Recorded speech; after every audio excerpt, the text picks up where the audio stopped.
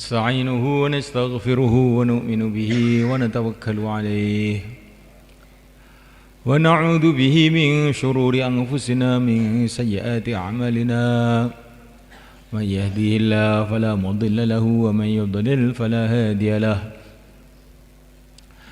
أشهد أن لا إله إلا الله وحده لا شريك له وأشهد أن سيدنا مولانا وحبيبنا محمدا عبده ورسوله اللهم صل وسلم وبارك عليه وعلى آله وأصحابه والتابعين لهم إلى يوم القيامة أما بعد.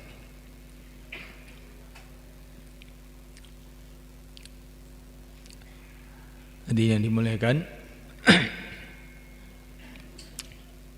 kita jadikan asas kerja kita, asas pemikiran kita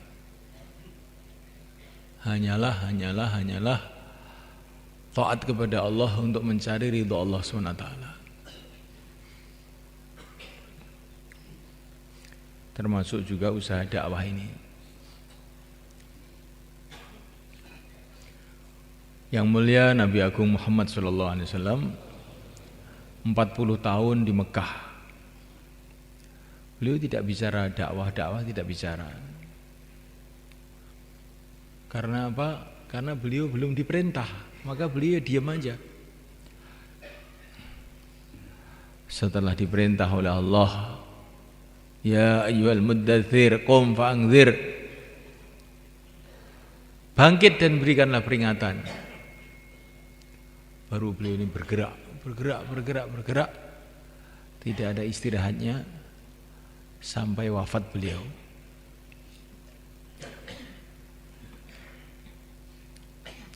Ketika usaha-usaha dakwah mulai berkembang di Jazirah Arab, maka perkembangan usaha dakwah ini didengar oleh Raja Persia. Maka Raja Persia merasa terganggu. Dikirimlah orang-orang untuk memanggil baginda Muhammad SAW melalui gubernurnya yang ada di Yaman, yaitu Gubernur Badan. Setelah utusan itu datang menjumpai yang mulia baginda Nabi SAW, mengatakan, kami ini adalah utusan raja di Raja Persia.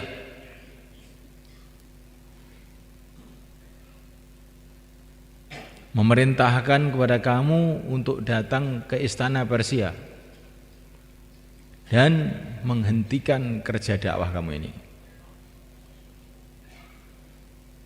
Kalau kamu nekat tidak mau tunduk, kamu akan dihancurkan dan seluruh kaum kamu akan dihancurkan semuanya.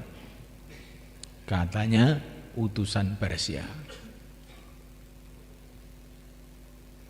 Tapi Nabi itu macam tidak dengar dengan kata-kata orang Persia ini. Beliau ini menjawabnya itu aneh. Kamu kok kumisnya panjang-panjang, siapa yang nyuruh? Katanya. Ini bicara-bicara, dia ini utusan raja, Nabi itu tanya kumis. Kenapa kumis kamu panjangkan, jenggot kamu cukur? Kenapa?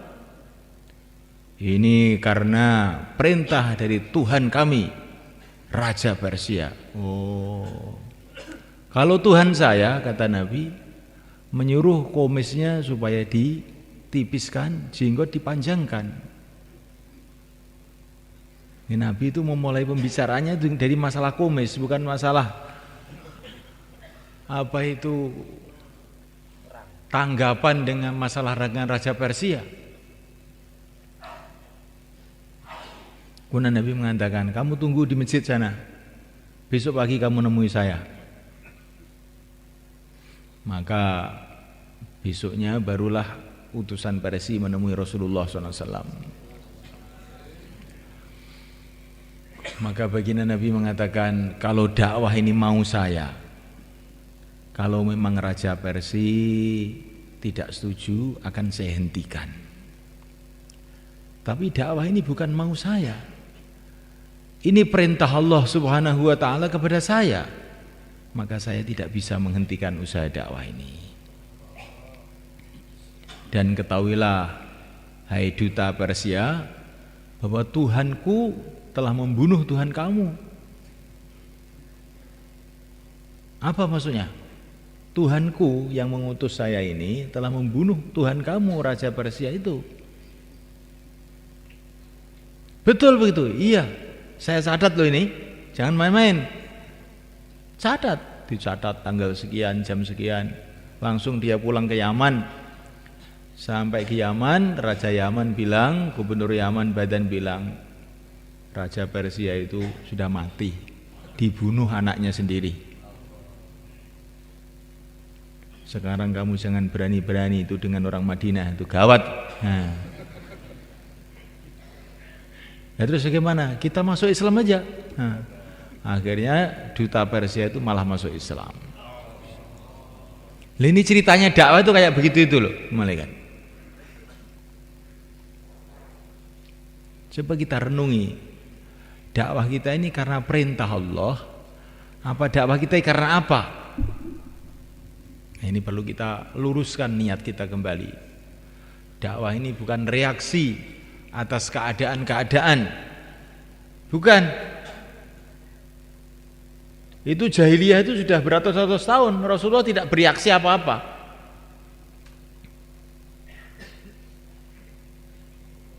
Rasulullah itu dakwah bukan dengan reaksi terhadap keadaan, tidak. Tapi Rasulullah itu dakwah karena perintah Allah. Memulai dakwah karena perintah Allah. Dan beliau tegas kepada siapa saja, karena ini perintah Allah, saya tidak bisa menghentikan. Kalau seumpama ini maunya saya, kalau para raja tidak setuju, akan saya hentikan. Maka dasarkan dakwah ini hanya karena taat kepada Allah. Barulah dakwah itu akan ada kekuatannya sebenarnya. Maka setan itu ingin menipu kita. Kita dakwah tapi bukan karena taat kepada Allah, karena mempertahankan gengsinya, karena supaya kita ini dianggap bagaimana, karkun kuat gitu. Emang saya ini penanggung jawab, kalau tidak dakwah gimana, malu toh. Dakwah karena malu. Walaupun malu itu sudah lumayan daripada tidak punya malu. Tetapi kalau dakwah karena malu itu belum sesuai dengan dakwah yang sebenarnya. Dakwah karena perintah Allah. Syekh Abdul Wahab hafizahullah, beliau senantiasa menekankan perkara ini. Kembalikan dakwah itu pada asasnya. Dakwah karena perintah Allah saja, bukan karena apa-apa. Seperti sholat perintah Allah, puasa perintah Allah, dakwah perintah Allah. Kita kerjakan dakwah itu dengan asas pemikiran semacam itu, baru dakwah kita ada kekuatannya. Jangan ada dorongan-dorongan lain selain perintah Allah SWT saja. Jangan ada dorongan-dorongan lain selain ikut perintah saja.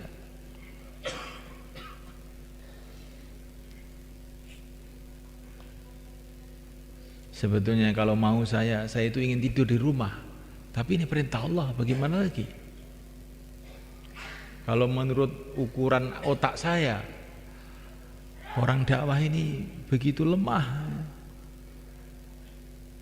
macam semut merangkak-rangkak, sedangkan kebatilan itu seperti pesawat terbang Boeing 747.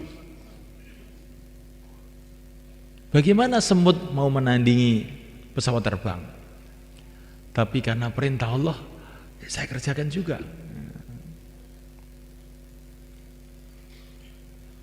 Seseorang mengatakan kepada Syekh Yusuf rahimahullah, Syekh, dakwah itu merangkak seperti semut, kebatilan cepat seperti pesawat terbang. Bagaimana dakwah ini bisa berhasil?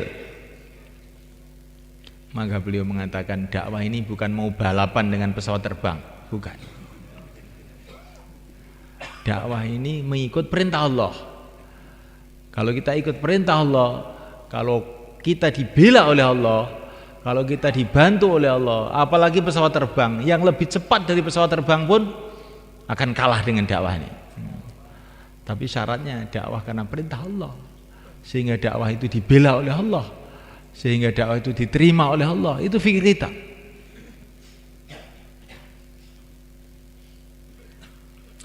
Waktu keluar 3 hari itu, karena kita ini belum punya pikir macam-macam, kelihatannya kayak ikhlas betul gitu sebenarnya kan. Keluar 3 hari itu nangis, nggak ada pikir apa-apa. Sekarang sudah agak lain. Setelah menjadi orang lama, maunya bayan saja.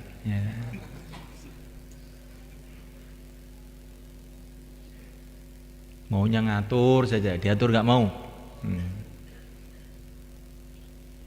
Nah ini yang mengakibatkan kemerosotan rohani kita ini sebenarnya kan. Kita kembalikan dakwah pada aslinya hanya karena taat perintah Allah saja, hanya untuk membangun akhirat saja, tidak ada niat yang lain-lain.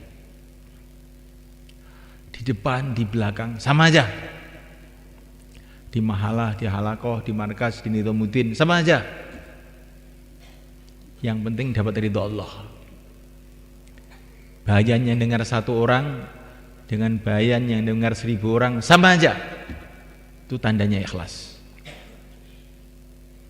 Itu kemarin waktu haji itu Syekh Abdul Wahab itu datang ke rumah satu karkun di Madinah sana.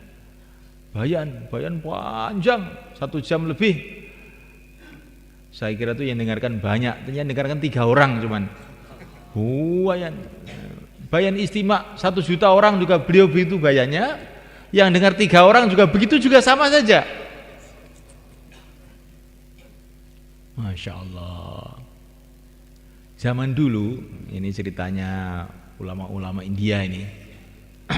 Di India itu ada seorang ahli bayan, sehingga sampai disebut Amirul Bayan, Amir Bayan, saking pandainya bayan itu. Itu orang sezaman dengan Syekh Ilyas, sebelum sedikit gitu. Namanya Athaullah Al-Bukhari, namanya begitu. Kalau beliau bayan itu, Masya Allah, macam orang itu tersihir semua. Kalau beliau menangis, semua ikut nangis. Kalau beliau tertawa, semua ikut tertawa. Orang-orang Hindu dengar bayan dia, nggak usah nanti cash pada masuk Islam, ribuan orang, bukan ribuan, puluhan ribu orang Hindu itu masuk Islam. Itu Athaullah Al-Bukhari itu. Satu hari malaikat Allah Ta'ala beliau bayan yang dengarkan ribuan orang. Baru turun, datang satu orang kepada beliau ini, Syekh, saya terlambat Syekh, saya minta bayan seperti tadi. Oh iya, dibayani 1 orang ini persis seperti bayan di depan ribuan orang itu. Nah ini namanya ikhlas malaikat. Kalau kita ini enggak, kalau bayan memang semangat, tapi kalau dengar itu ngantuk. Ini tandanya enggak ikhlas ini malaikat. Kalau jadi amir semangat, kalau jadi makmur enggak mau mikir. Pokoknya tanggung jawab amir, enggak mau mikir.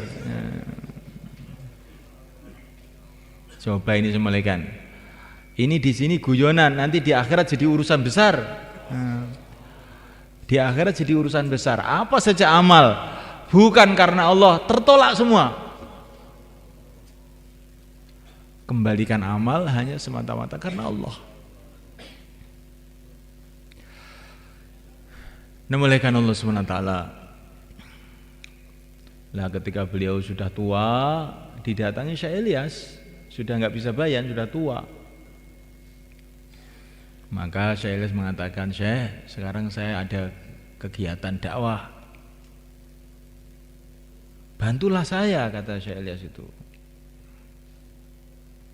Maka Athaullah Al-Bukhari itu beliau mengatakan, Muhammad Ilyas, kamu datang terlambat, katanya. Saya sudah nggak bisa apa-apa begini, kamu baru datang. Kenapa tidak kamu datang waktu saya sehat? Syekh, katanya Syekh Ilyas, engkau memang sudah tua, tidak bisa apa-apa. Tapi kalimah-kalimah Tuhan ini, nasihat-nasihat Tuhan itu satu kalimah akan didengar seluruh orang India. Murid-murid Tuhan ada di setiap pojok dunia ini. Arahkan tuh murid-murid Tuhan untuk supaya ikut saya kerja dakwah itu. Oh iya kalau begitu. Dan itu termasuk perkembangan yang sangat penting dalam dakwah di India itu karena pembelaan Syekh Athaullah Al-Bukhari ini. Ini mudzakarah ulama kan ceritanya tadi ini. Ini termasuk perlu kita renungi. Jadi kalau datang ke ulama itu jangan mesti kita taskil dia. Nah, Pak Kiai keluar 3 hari Pak Kiai, insya Allah nanti dapat hidayah. Oh tak pentung dasmu kowe. Nah, bocah cilik marah yang tuwek. Nah ini kadang-kadang kita ini tidak sadar itu. Insya Allah nanti kesannya itu luar biasa Pak Kiai. Untuk perbaikan hati kita Pak Kiai. Nah, perbaikan. Kamu kira saya ini orang rusak apa gimana? Nah, kita datang kepada para ulama ya. Karena apa? Karena ikut perintah Allah untuk kita ikram para ulama. Sudah gitu aja. Syekh Ilyas ini pesan betul-betul jangan taskil ulama. Saya lihat itu orang naskil ulama itu akhirnya itu enggak baik jadinya, itu malah jadi masalah. Ulama itu tidak perlu ditaskil. Suasana yang baik, masjid-masjid yang hidup, karkon-karkon yang akhlaknya baik, itu akan menarik pada para ulama untuk ikut ambil bagian. Caranya bukan dengan ditaskil-taskil begitu. Insyaallah mulai kan? Ini sudah saya ikram bertahun-tahun gak keluar-keluar Pak Kiai ini gimana sih? Nah ini semulaikan Allah Ta'ala. Dan kita harus tanamkan dalam hati, ini bukan basa-basi, bahwa para ulama itu sudah punya jasa besar kepada umat. Dan punya jasa besar kepada dakwah ini, walaupun mereka belum ikut. Coba semulaikan, kalau kita ini keluar, semua orang belum bisa baca Quran, belum bisa sholat, alangkah sulitnya kita ini semulaikan. Tapi karena ulama-ulama sudah ngajari mereka baca Quran, sholat, mengajari fikih, mengajari Quran, macam-macam, di pesantren-pesantren, di surau-surau, kita ini akhirnya dakwah itu enak. Tinggal taskil, ayo 4 bulan. Tapi umpamanya 4 bulan ini nggak ada yang bisa sholat. Saya ini belum bisa sholat bagaimana? Nah, terpaksa tim taskil harus ngajari dia sholat. Loh saya sholat gimana? Baca Fatihah belum bisa. Akhirnya ngajari Fatihah. Akhirnya nggak jadi keluar 4 bulan jadinya. Tim taskilnya ikut dia. Tapi gara-gara banyaknya para ulama yang sudah banyak berbuat di pesantren-pesantren, di masjid-masjid, di surau-surau, maka kerja dakwah ini jadi mudah.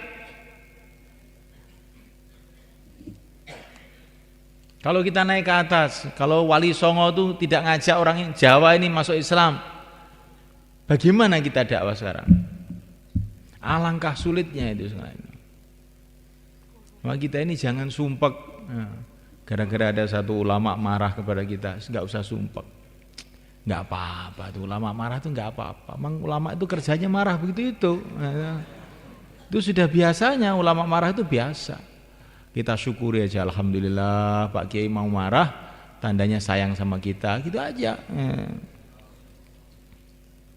Itu saya punya guru itu, Abah Tim Yatim Banten itu, anak-anaknya itu diajari, kalau ditempiling, alhamdulillah, itu anaknya jadi hafid Quran semua, laki-laki perempuan.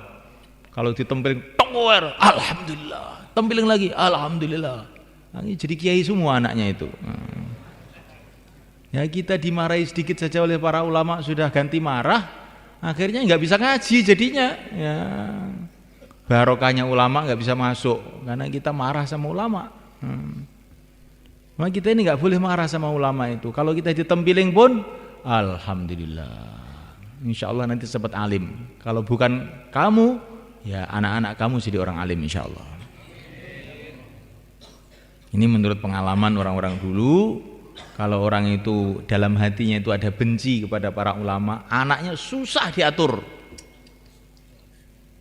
Susah diatur itu. Itu betul semuanya kan, itu sudah pengalaman, banyak sekali pengalaman. Maka kita ini yang baik pada para ulama, ikram pada mereka, kasih hadiah pada mereka. Kalau orang-orang yang belum dakwah bawa rambutan 1 kilo, kita bawa rambutan 1 becak. Nah, 1 becak. Dengan becaknya sekali dibawa ke situ. Betul semuanya kan. Lah saya ini nggak punya rambutan, nggak punya hadiah. Hadiah Fatihah. Hadiah Fatihah. Para ulama mengatakan ada lebih 30 dalil.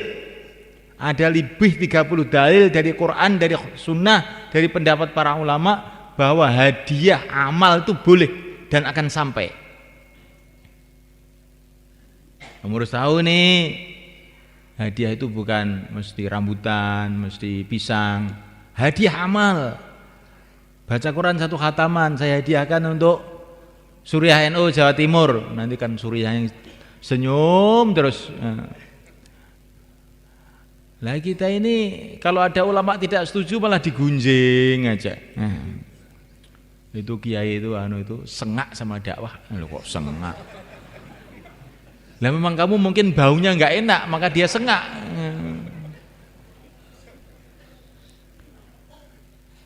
Kasih hadiah Fatihah, bacakan Quran, bacakan surat Ikhlas, kita sedekah dengan niat supaya pahalanya Allah berikan pada para ulama. Nanti kan para ulama itu jadi senyum aja.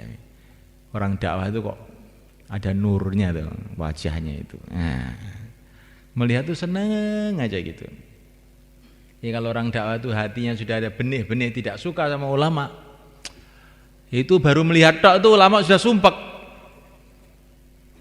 Pakai jubah juga katanya keliru, pakai baju koko keliru lagi, pakai kopiah putih katanya tidak patut, tidak pantas.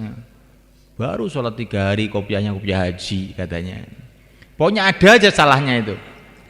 Tapi ketika hati kita ini ada kecintaan pada para ulama, yang salah-salah itu lo bener aja semua. Itu ada jamaah tahun 83 namanya Abdul Sobur. Datang ke sini ke ayah saya. Orang Pakistan jalan kaki. Ketemu ayah saya. Ya orang Pakistan itu kan kalau duduk itu saya nanya duduknya begini di kursi itu gini. Ini kan kurang ajar namanya kalau di Jawa itu.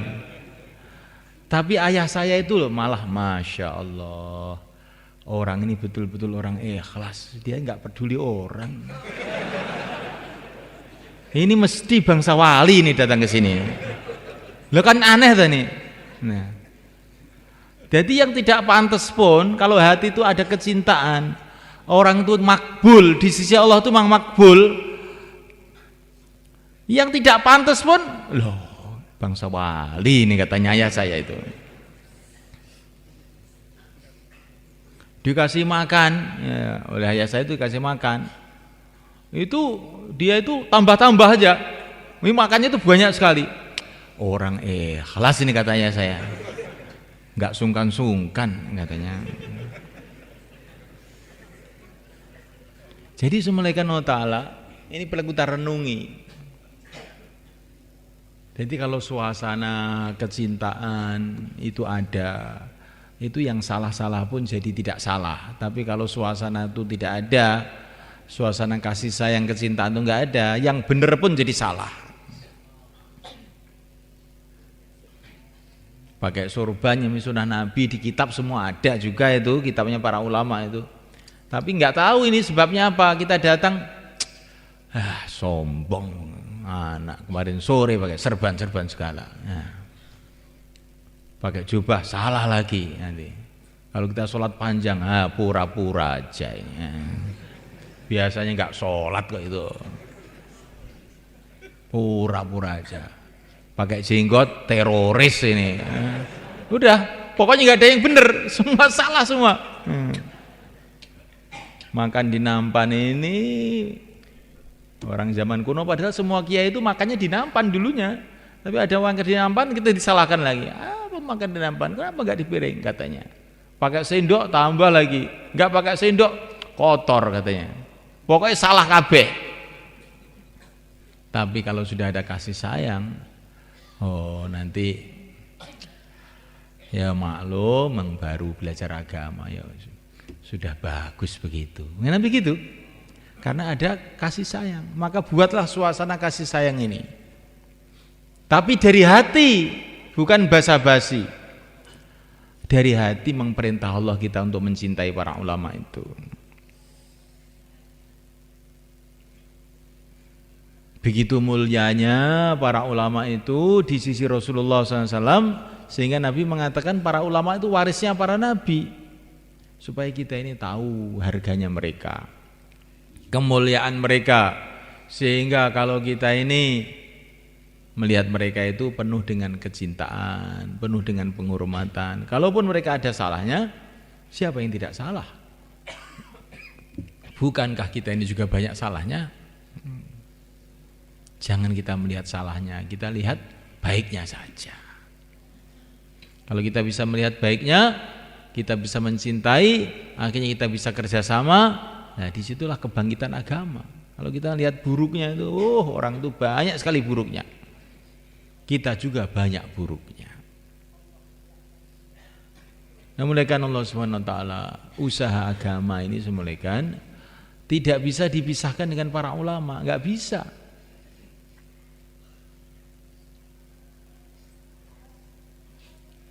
Memang usaha agama ini harus punya hubungan dengan seluruh umat. Orang umum juga penting, karena kebanyakan umat Islam orang umum. Pelajar juga penting, masturot juga penting, pejabat juga penting, polisi juga penting. Tapi jangan terus dimanfaatkan untuk dunia nih. Gara-gara polisi sudah kenal dakwah, kita akhirnya tidak mau memperbarui SIM. Alah itu kan sudah kargon. Assalamualaikum, sudah jalan gitu. Nah, itu namanya agama digunakan untuk dunia. Itu enggak boleh begitu itu. Ini kan kargon 3 hari kemarin. Terus kita enggak mau pakai helm.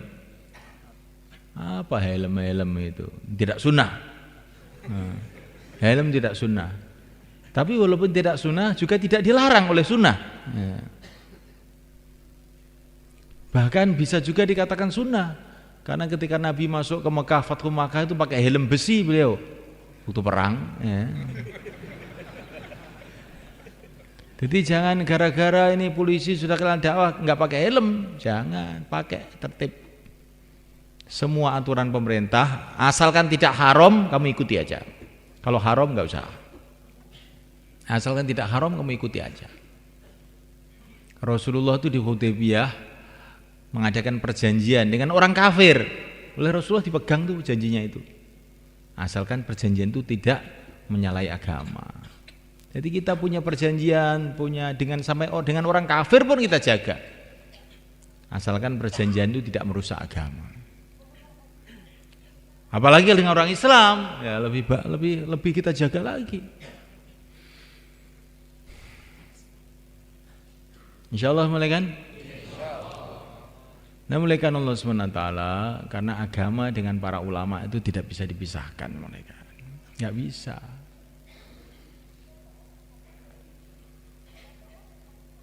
Kalau kita ingin usaha agama, kita harus dekat dengan para ulama, tidak bisa tidak. Kalau kita usaha agama, tetapi kita tidak mau dekat dengan para ulama, satu saat nanti akan jadi fitnah besar kepada umat. Karena yang garap umat itu 2 golongan mulaikan. Yang pertama para ulama, yang kedua orang tabligh. Yang garap umat itu. Nah ini kalau orang tabligh tidak menyatu dengan para ulama, nanti lama-lama ada ada umat klub tabligh, ada umat klub ulama. akhirnya berbenturan. Kamu yang dapat dosanya.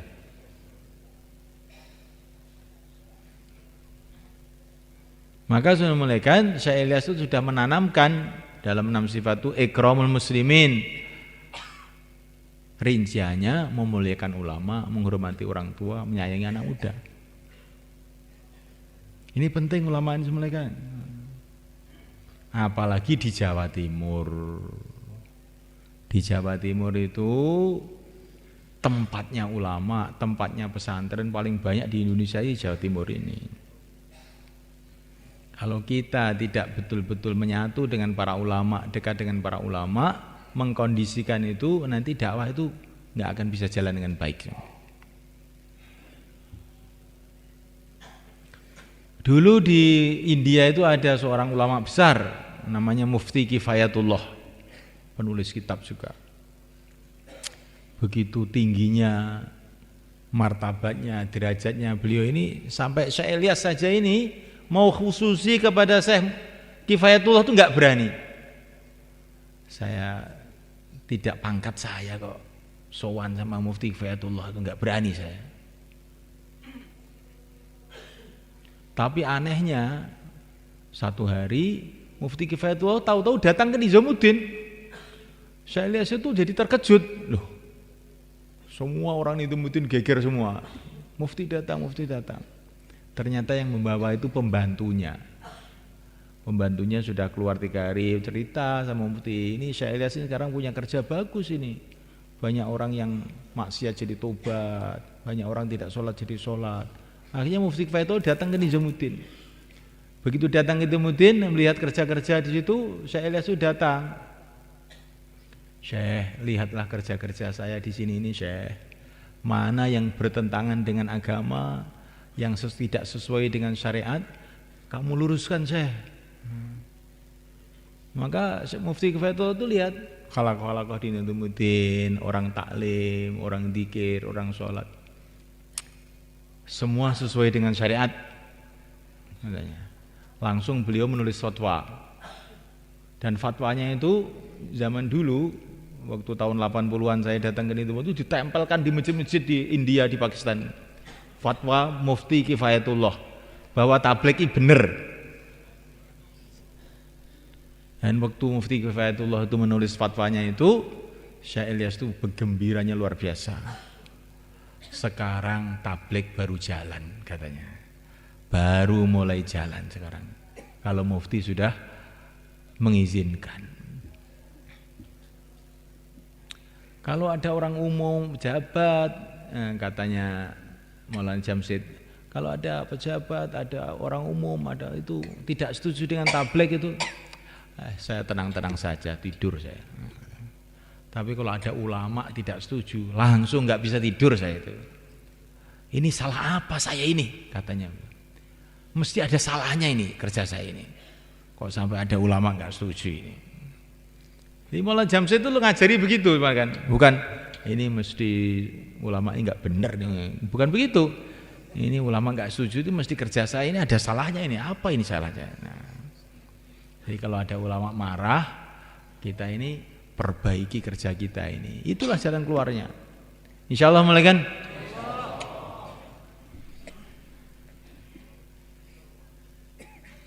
Nah, mulaikan Allah SWT, kita tidak akan bisa taat kepada Allah kecuali dengan jalan Rasulullah SAW.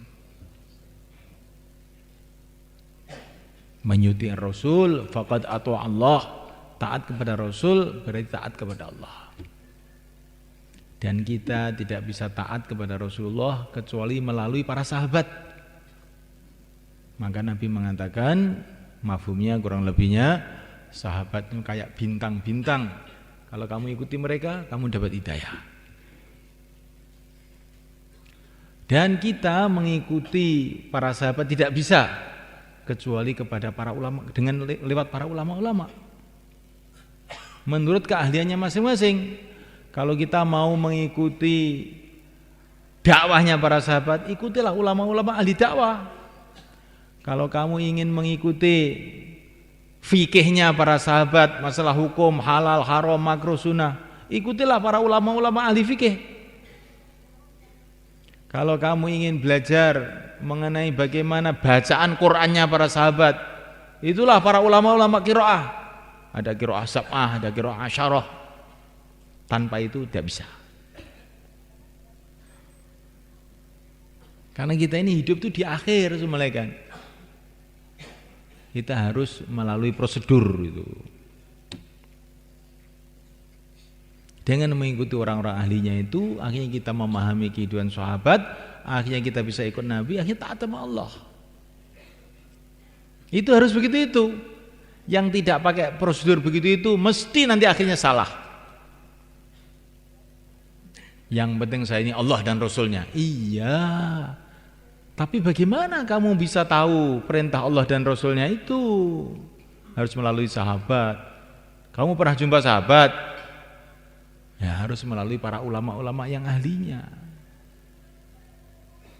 Maka baginda Nabi mengatakan ulama itu warisnya para nabi. Bahkan ini ada riwayat yang diriwayatkan oleh banyak sekali muhaddis, dan ini hadis sahih ini. Nabi sudah bercerita mengenai akan lahirnya Al-Imam Asy-Syafi'i. Nabi sudah bercerita itu. Akan lahirnya Al-Imam Malik, sudah bercerita itu Nabi. Akan lahirnya ulama-ulama dari Persia, Nabi sudah bercerita. Apa maksudnya cerita-cerita ini? Agar kita ini ada memuliakan pada para ulama. Orang yang mengatakan sudah tidak ulama-ulamaan, pokoknya Nabi sahabat, keliru itu keliru. Itu sama dengan orang yang penting musyawarah kita sendiri, nggak usah ikut musyawarah Indonesia, Jakarta, Nizamuddin, nggak usah, pokoknya kita jalan sendiri. Semua punya otak masing-masing. Orang Nizamuddin punya otak, saya juga punya otak. Ayo jalan masing-masing. Iya boleh. Tapi kalau kamu nanti nabrak kemana-mana, insya Allah. Karena kamu bukan ahlinya. Orang Nizamuddin itu sudah memikirkan umat ini 100 tahun. Dimulai dari nol. Mikir siang dan malam bagaimana mengembangkan usaha agama ini. Lah kamu itu lebih judul dari orang awam, ya tuh. Enggak tahu lor kidul, tahu-tahu enggak mau ikut. Oh, nanti insya Allah itu akan kesesat di jalan. Ini Magetan ke Jakarta sudah ada jalan tol. Oh, sudah bagus. Tapi ini ada orang merasa dirinya kuat. Wah, enggak usah lewat jalan-jalan begini. Saya ini kan Superman. Nah, saya mau lewat hutan. Akhirnya tersesat di hutan, ikut genderuwo. Dimakan sama genderuwo itu nggak bisa pulang. Begitulah kalau orang tidak mau ikut ahlinya. Ini dakwah sudah dibikin mulus, tinggal naik saja. Bukan hanya jalannya saja yang mulus, bisnya pun sudah disiapkan. Itu bis pertama jamaah setahun, kedua 4 bulan, 40 hari, 3 hari, bis terakhir 5 amal makomi, masturot pelajar, tinggal numpak sudah sampai ke Jakarta. Duduk tidur sudah sampai ke Jakarta. Tapi nggak mau ini, saya mau lewat Bengawan Solo saya. Akhirnya dimakan sama buayanya Joko Tingkir. Repot ini malaikat. Ini urusan dakwah, urusan keilmuan juga begitu. Ini terus terang saja saya ini sekarang itu zaman orang kata nggak mau ulama, nggak mau taklid, nggak mau madhab, nggak mau macam-macam. Kamu itu loh tamatan SMA bilang begitu tuh apa toh kamu itu? Kamu bilang matematika gitu loh cocok, jangan ngomong begitu itu bukan ahli kamu. Ini fikih-fikih yang ditulis oleh imam madhab itu sudah dikaji 1000 tahun lebih. Yang ngaji itu ribuan ulama, ratusan ribu ulama sudah mengkaji dan dianggap sahih. Ini betul-betul dari Rasulullah SAW. Kok kamu tahu tuh jedul? Ini semua keliru, saya punya sendiri, hadis sendiri. Alah. Ini orang tidak benar. Orang tidak benar begitu tuh semalekan. Akhirnya bikin kacau umat. Urusan fikih, halal, haram, cara ibadah itu sudah tuntas. Harus kita anggap begitu, sudah tuntas. Dibahas 1000 tahun kok tidak tuntas. Masalah sholat dibahas 1000 tahun tidak tuntas. Kalau begitu siapa yang bisa sholat sekarang kalau begitu? Ada orang punya pikiran masalah sholat itu sudah dibahas ulama 1000 tahun belum tuntas. Dia mau bahas baru. Bagaimana itu? Oh, alamat nggak bisa sholat ini nanti akhirnya. Urusan cara ibadah, urusan halal haram sudah tuntas selesai. Tinggal baca aja. Belajar kepada para ulama. Yang belum tuntas sekarang apa? Masjid 5 amal itu yang belum tuntas. Yang belum tuntas itu apa? Jamaah 4 bulan 40 hari. Yang belum tuntas itu apa? Ini umat ini tidak mau sholat. Bagaimana mau sholat? Karena caranya sholat sudah tuntas. Kalau kita tidak punya pikiran seperti ini, kita tidak akan bisa berjuang, malaikat. Kita akan ditipu oleh syaitan. Sehingga kita ini jadi orang cerengkel kemana-mana. Cuman ngengkel aja nggak pernah amal jadinya. Urusan keilmuan sudah tuntas, tinggal belajar aja. Sekarang yang belum tuntas urusan dakwah. Bagaimana kirim jamaah ke Irian? Bagaimana kirim jamaah ke Merauke? Bagaimana kirim jamaah ke pojok-pojok dunia, ke Madagaskar, ke Australia? Ini yang belum tuntas. Dan ini memang kerja belum tuntas sampai kiamat. Tapi kalau urusan syariat sudah tuntas. Orang yang mengatakan urusan syariat belum tuntas itu orang mau merusak agama, sebenarnya kan. Orang yang mengatakan urusan syariat belum tuntas itu orang mau merusak agama. Dia mau bikin kacau di kalangan umat sehingga umat ini nggak mikir amal, mikir engkel-engkelan tok. Ini betul teman-teman, ini penanggung jawab semua masalahnya. Saya bilang begini, supaya kita pemikiran lurus, pemikiran nggak usah yang apa itu macam-macam, lurus. Apa yang disarankan oleh para masyayikh kita itu sudah dipikirkan siang dan malam oleh orang-orang ahlinya. Itu kitab Fadilah Amal itu sudah dipikirkan oleh orang-orang ahlinya. Maulana Zakaria itu muhadis besar, karangannya tersebar seluruh dunia. Bagi orang yang tahu hadis, sudah kamu baca, kamu renungi, kamu amalkan, insya Allah selamat dunia akhirat. Nggak usah mikir ini hadis ini, bagi apa tuh hadis-hadis ini, sepenting selamat. Pengen selamat pora karek ngono tok. Ini orang belajar hadis arba'in saja. Itu pun pakai terjemah sudah menilai Maulana Zakaria ini hadisnya dhaif. Dhaif ki apa dhaif ki? Kuwi urusane wong-wong ahli hadis, itu urusane umat awam. Kuwi Maulana Zakaria wis dipikir nih.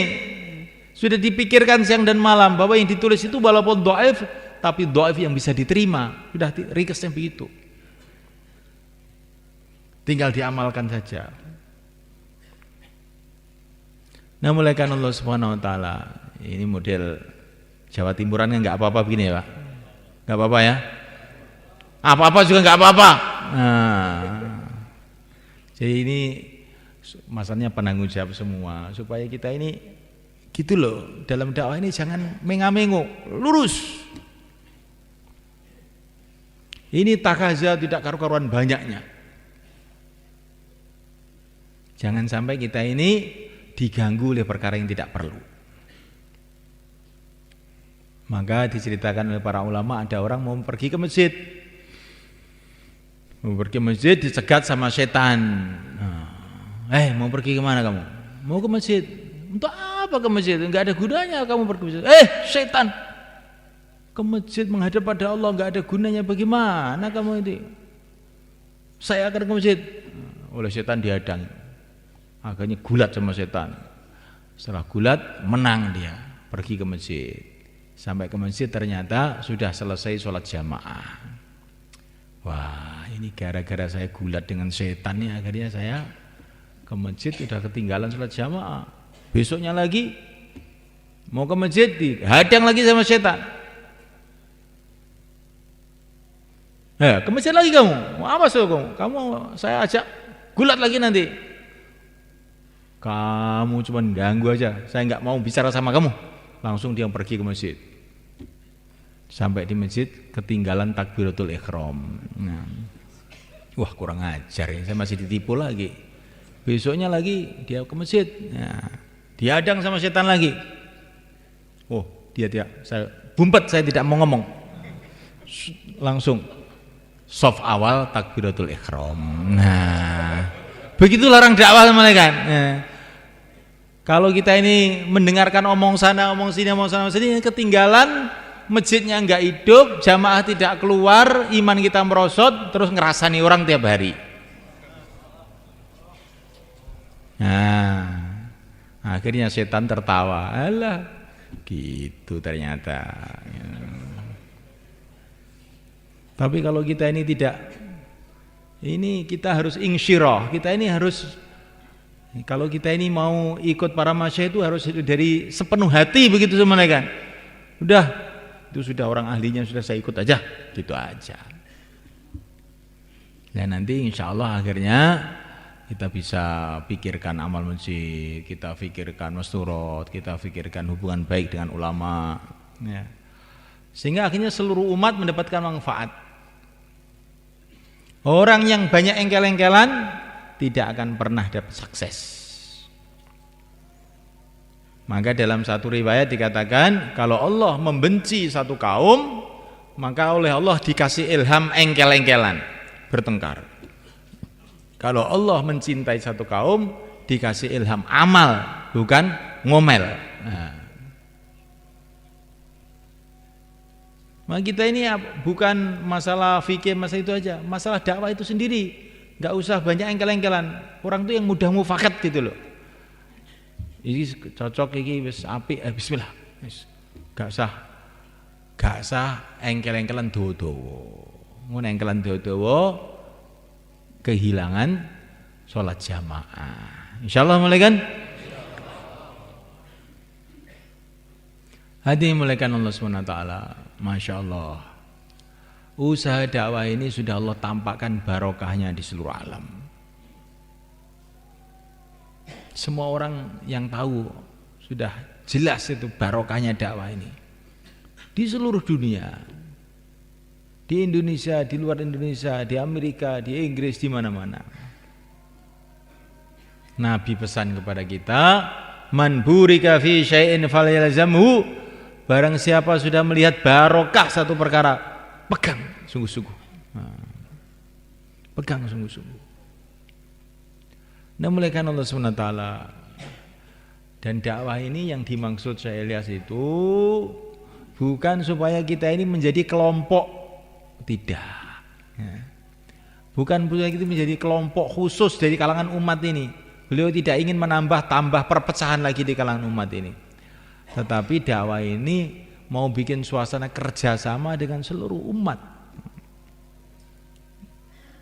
Memang kita harus mandang seluruh pesantren itu pesantren kita, seluruh ulama kita, semua umat Islam, saudara-saudara kita, zahir batin dunia akhirat. Pandang seperti itu. Termasuk tanda hari kiamat, kata Nabi dalam hadis ini, orang tidak mau mengucapkan salam kecuali kepada orang yang kenal saja. Jadi kalau ketemu karkun, assalamualaikum. Tapi kalau bukan karkun, jalan, nggak ada salam, nggak ada kalam. Nah, ini termasuk tanda-tanda hari kiamat. Nah, kita pada seluruh orang Islam itu yang baik begitu sebenarnya. Apalagi kepada para ulama, apalagi pada orang-orang soleh. Dengan cara itulah semuanya Allah Ta'ala kerja ini akan bangkit. Tapi dengan cara kita ini sodok sana, sodok sini, menyalahkan sana, menyalahkan sini, justru itu kerja akan merosot semuanya. Itu bukan kepada umum umat Islam, tapi sampai antara kita orang-orang dakwah ini sendiri. Syekh Abdul Wahab itu mengenai nasihat. Kalau kamu ingin dakwah itu maju, jangan biasa mengatakan kenapa. Jangan biasa mengatakan kenapa. Kenapa dia begitu? Kenapa dia begitu? Kenapa dia begitu? Jangan biasakan mengatakan itu. Kalau nanti kamu mengatakan kenapa, kerja akan merosot. Terus seperti adzan. Orang mau sholat, orang tidak mau sholat, adzan jangan dirubah. Hayya 'alas shalah, hayya 'alas shalah. Jangan dirubah. Jangan orang-orang enggak mau sholat sekarang adzan dirubah aja. Limadza la tusallun. Kenapa kamu tidak mau sholat? Oh, adzan kamu tidak sah nanti. Adzan kamu tidak sah. Kalau izin adzan kamu sah, ingin sah, orang mau sholat, orang tidak mau sholat. Hayya 'alas shalah, hayya 'alas shalah. Begitu juga dakwah semuanya kan. Orang mau, orang tidak mau, 4 bulan, 40 hari, 5 amal maqami terus gitu. Jangan bosan-bosan. Ini karena penyakit kita, khususnya orang Indonesia itu bosenan. Gitu. Kalau lagi semangat, nanti berapa bulan gitu sudah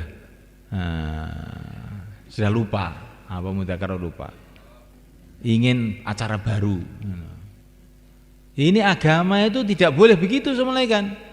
Acara zaman Nabi, zaman sekarang, zaman hari kiamat sama acaranya itu. Maka begitu juga dakwah ini semuanya kan Allah Ta'ala.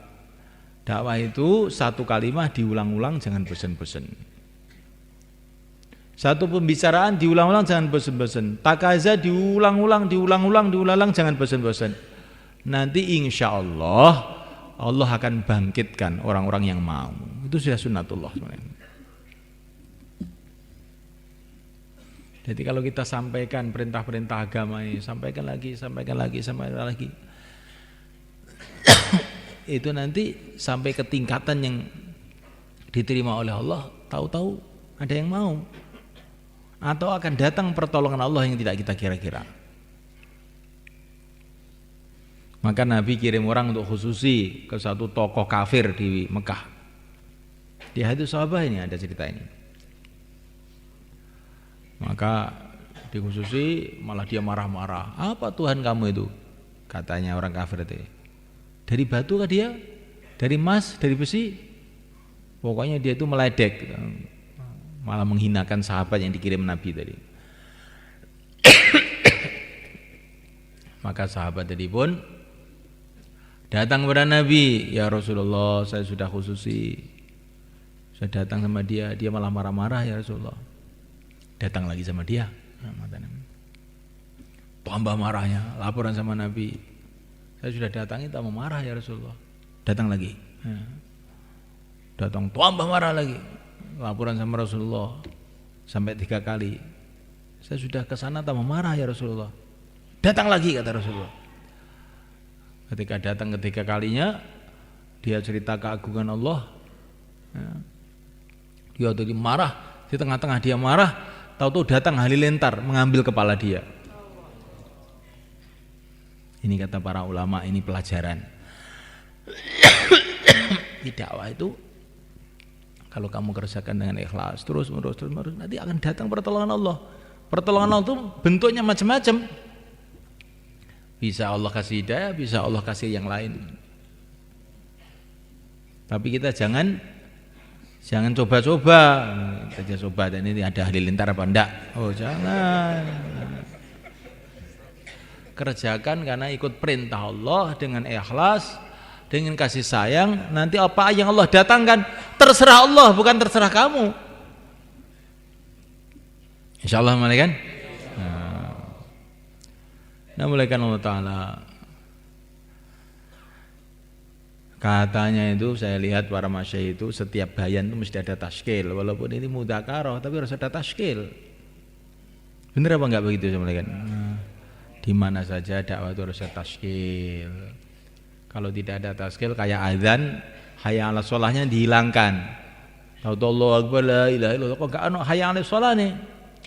Oh, itu tuh azan wi. Begitu juga dakwah ini kalau tidak ada tashkil namanya belum dakwah yang sempurna. Maka yang dari musyawarah Jawa Timur ini mau keluar 4 bulan, 40 hari atau berapa hari saja, silakan beri ke selatan. Qabulallah. Monggo, yang mau keluar dari musyawarah langsung besok 4 bulan, 40 hari, berapa hari saja, silakan ke selatan, monggo.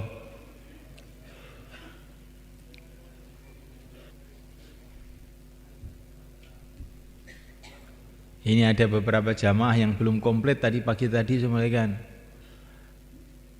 Ada beberapa santri juga yang mau keluar, belum ada temannya, orang kampung. Maka ini dimohonlah dari daerah-daerah ini bisa nemani nih. Monggo, silakan mulaikan.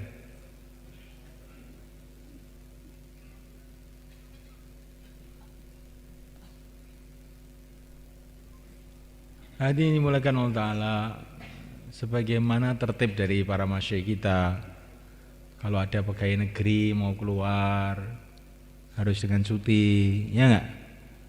Begitu juga kalau ada ulama-ulama keluar tuh harus ditafakur dulu semuanya kan.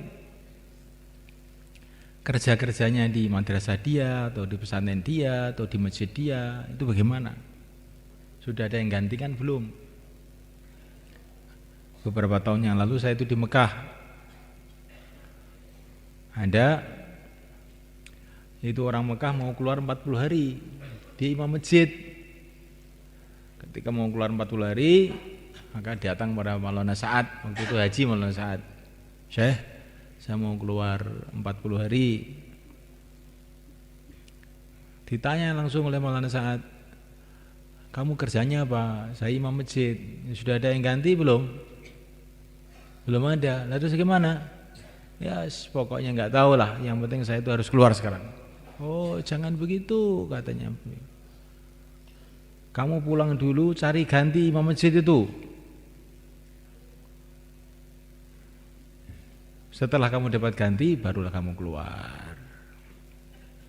Nanti kalau kamu tinggalkan kerja kamu sebagai imam itu langsung kamu tinggalkan, nanti kamu pulang nggak bisa menghidupkan masjid kamu. Kamu orang-orang masjid kamu akan marah semua sama kamu, nggak bisa menghidupkan amal kamu nanti. Cari ganti dulu. Jadi semulaikan ini penting apa itu untuk diperhatikan sama tim tashkil ini. Jadi kalau ada ulama-ulama, ustaz, ditafakut juga. Ditafakut juga sebagaimana kita tafakut pegawai negeri, tafakut polisi. Kalau enggak itu padahal urusan dunia. Pegawai negeri, polisi, kantor urusan dunia, tapi kalau enggak ada cuti nggak boleh oleh masyayikh itu. Begitu juga ini ustadz-ustadz di masjid, ustadz kalau dia harus disiapkan dulu. Bukan berarti nggak keluar, tapi dengan persiapan. 1 tahun dan 12 bulan. Yang 11 bulan ini untuk persiapan mencari ganti, yang 40 hari untuk keluar. Insyaallah mulai kan? Nah nanti insya Allah ustadz itu pulang bisa menghidupkan amal di masjidnya, bisa menghidupkan amal di pesantrennya, di madrasahnya. Tapi kalau kita bedol gitu saja, pulang orang marah semua, santri sudah hilang semua. Akhirnya dia kecewa, akhirnya dia juga lemah, tidak mau ikut dakwah lagi, kapok sudah. Jadi akhirnya malah jadi beban kepada kerja-kerja dakwah ini. Tapi kalau keluar dengan persiapan, maka ini pentingnya keluar dari mahalah.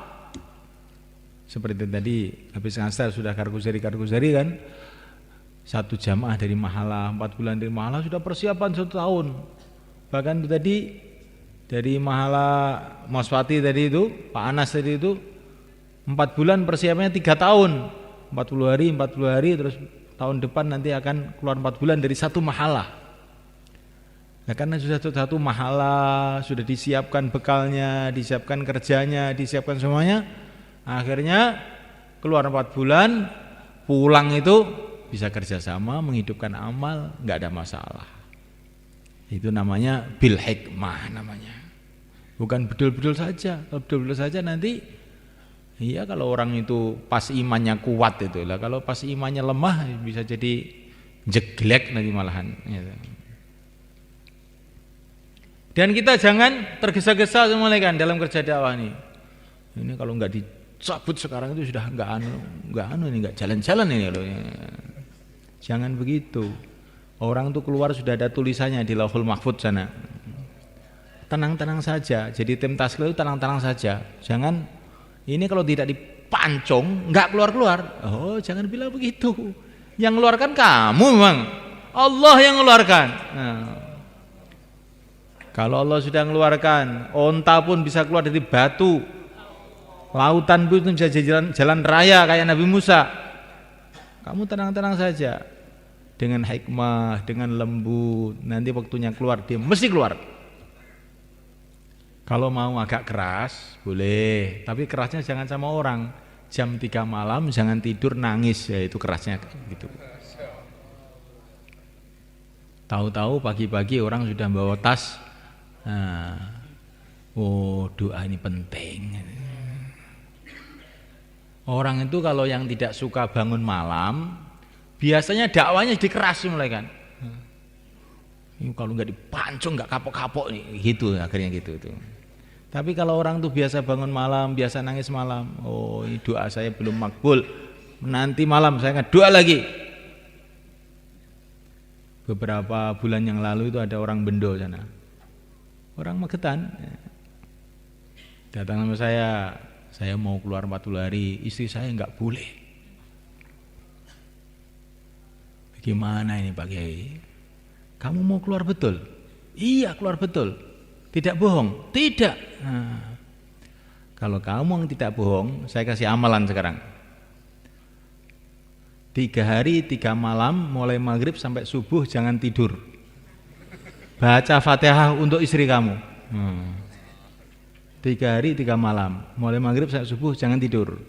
Baca Fatihah untuk istri kamu. Nanti kalau sudah 3 hari laporan sama saya. Baru 1 hari sudah datang.